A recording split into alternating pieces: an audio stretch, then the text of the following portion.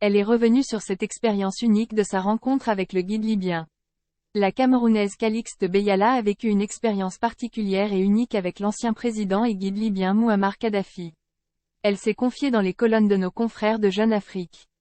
Elle partage son expérience de c'est un homme qu'elle qualifie de brillant et pas fou comme certains le laissaient entendre, mais plutôt en avance sur son temps.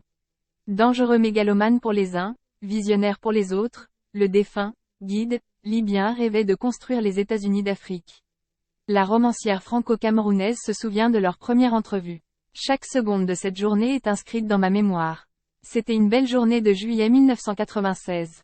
Mes enfants étant en vacances, je décidai d'accepter l'invitation du guide libyen, Mouammar Kadhafi, que son cabinet avait scrupuleusement renouvelé chaque semaine, pendant 6 longs mois. Je ne comprenais pas pourquoi ce chef d'État dont le nom était associé à différents scandales et drames insistait pour me rencontrer.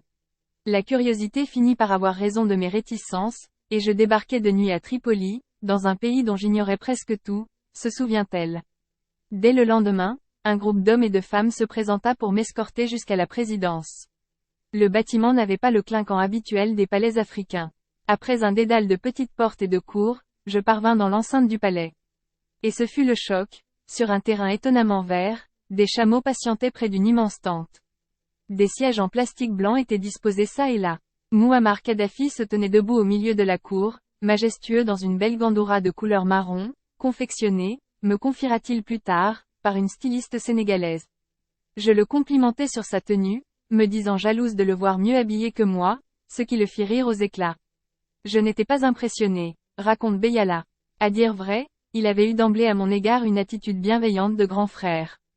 Il n'y avait pas de garde du corps, seul l'interprète assistait à notre entretien, lequel se déroula en 2 étapes, pendant quelques 4 heures. Kadhafi me parla d'abord de sa famille et de sa fille adoptive, tuée dans un raid américain contre sa résidence. Il me conduisit dans la partie touchée par les frappes. Il en avait conservé les ruines intactes. Il m'entretint aussi de poésie arabe. Je découvris un homme brillant, pas fou comme certains le laissaient entendre, mais plutôt en avance sur son temps par rapport aux autres présidents africains, a-t-elle poursuivi. On le disait égocentrique et mégalomane, se rêvant en roi des Africains. Ce n'était que caricature. Pour la deuxième partie de notre rencontre, il m'invita sous sa tente. Après m'avoir entretenu de son livre vert, il me présenta la mission qu'il souhaitait me confier. Veiller sur le continent. A confié la romancière. Vous êtes jeune, moi je vieillis, et ils finiront par me tuer.